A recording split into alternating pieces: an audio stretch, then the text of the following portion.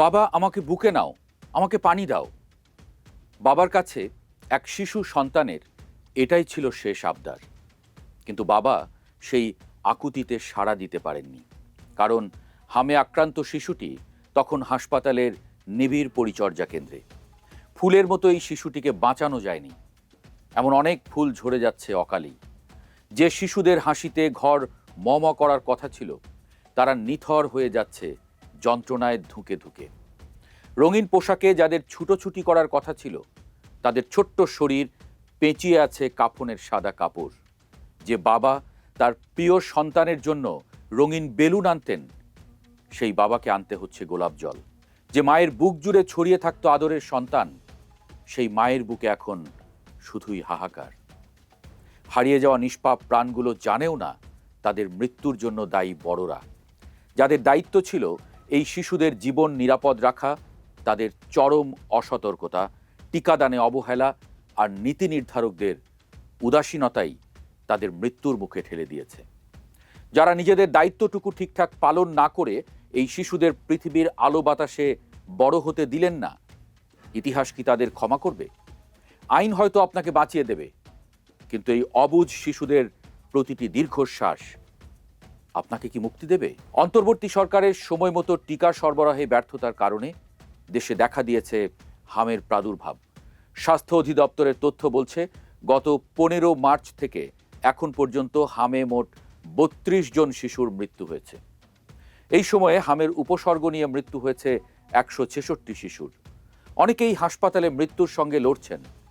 এই হাম নতুন করে সামনে এনেছে বাংলাদেশের স্বাস্থ্য খাতের দুর্দশা।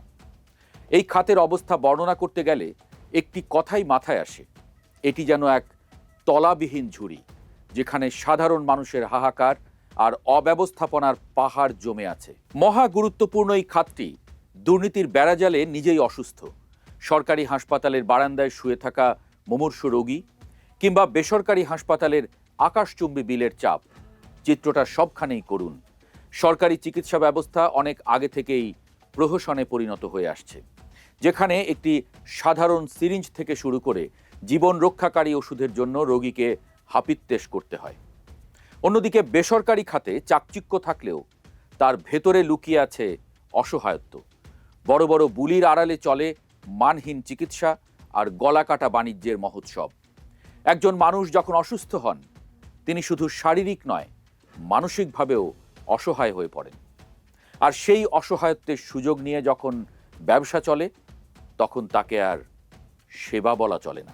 দেশের উপরে আস্থা নেই বলেই সামর্থ্যবানদের পছন্দ থাইল্যান্ড কিংবা সিঙ্গাপুর। যারা একটু কম সামর্থ্যবান, তাদের শেষ আশ্রয়স্থল ছিল ভারত। কিন্তু 2024 সালে আওয়ামী লীগ সরকারের পতনের পর ভূরাজনৈতিক সমীকরণ বদলে যায়। ভারতীয় ভিসার কড়াকড়ি সাধারণ রোগীদের ফেলল মহাবিপদে। মানুষ এখন বিকল্প খুঁজছে, আর সেই নতুন গন্তব্য হয়ে দাঁড়িয়েছে চীন। কিন্তু প্রশ্ন হলো, দেশের 16 কোটি মানুষের কতজন আর বিদেশে যাওয়ার সামর্থ্য রাখে? সিংহভাগ মানুষের নিয়তি তো এই দেশের ভাঙাচোরা স্ট্রেচার আর অপরিচ্ছন্ন ওয়ার্ডেই আটকে আছে। বর্তমানে দেশের ক্ষমতায় তারেক রহমানের বিএনপি সরকার। রাজনৈতিক প্রেক্ষাপট বদলেছে স্লোগানও। কিন্তু মানুষের মৌলিক চাহিদাগুলো কি বদলেছে? এই সরকারের সামনে এখন পাহাড় সম চ্যালেঞ্জ। মানুষের মনে প্রশ্ন, এই মন্ত্রী এমপিরা কি পারবেন জরাজীর্ণ এই স্বাস্থ্য খাতকে টেনে তুলতে? জনগণের আস্থা স্থাপনের সবচেয়ে সহজ এবং কার্যকর উপায় হলো উদাহরণ সৃষ্টি করা। ভাবুন তো, যদি এমন হয় যে সরকারের মন্ত্রীরা চিকিৎসার জন্য সিঙ্গাপুর না গিয়ে ঢাকা মেডিকেল কলেজ বা বাংলাদেশ মেডিকেল বিশ্ববিদ্যালয় হাসপাতালে লাইন দিচ্ছেন। যেদিন দেশের নীতি নির্ধারকরা বিদেশি হাসপাতালের বদলে দেশি হাসপাতালের বেডে নিশ্চিন্তে শুতে পারবেন, সেদিন বুঝতে হবে জনগণের আস্থা ফিরতে শুরু করেছে। যতক্ষণ পর্যন্ত দেশের ভিআইপিরা সাধারণ মানুষের হাসপাতালের উপরে ভরসা করতে পারছে না, ততক্ষণ সাধারণ মানুষের আক্ষেপ ঘুচবে না। আমরা প্রায়ই অবকাঠামো উন্নয়নের কথা বলি, কিন্তু মনে রাখা প্রয়োজন, বড় বড় সেতু, মেট্রো রেল বা মনোরেল একটি সভ্যতার একমাত্র মানদণ্ড নয়। একটি দেশের উন্নয়ন তখনই সার্থক হয় যখন সেই দেশের নাগরিকরা সুস্বাস্থ্য এবং দীর্ঘায়ুর নিশ্চয়তা পায়। অসুস্থ নাগরিক নিয়ে শক্তিশালী জাতি গঠন সম্ভব নয়। হামের মতো একটি প্রতিরোধযোগ্য রোগে যখন শিশু মারা যায়, তখন আমাদের সব তথাকথিত উন্নয়ন ম্লান হয়ে যায়। এটি শুধু একটি রোগের প্রাদুর্ভাব নয়, এটি আমাদের রাষ্ট্রীয় ব্যর্থতার এক লজ্জাজনক দলিল। স্বাস্থ্য খাতকে রাজনীতিমুক্ত করার দাবি দীর্ঘদিনের। এখানে প্রয়োজন দক্ষ জনবল, পর্যাপ্ত বরাদ্দ এবং কঠোর তদারকি। দালাল চক্র নির্মূল করতে হবে কঠোর হাতে। আর টিকাদান কর্মসূচিকে তৃণমূল পর্যায়ে এমনভাবে ছড়িয়ে দিতে হবে যেন একটি শিশু বাদ না পড়ে। তারেক রহমানের সরকারের উপরে অনেক দায়িত্ব। মন্ত্রী এমপিদের হতে হবে সত্যিকারের সেবক।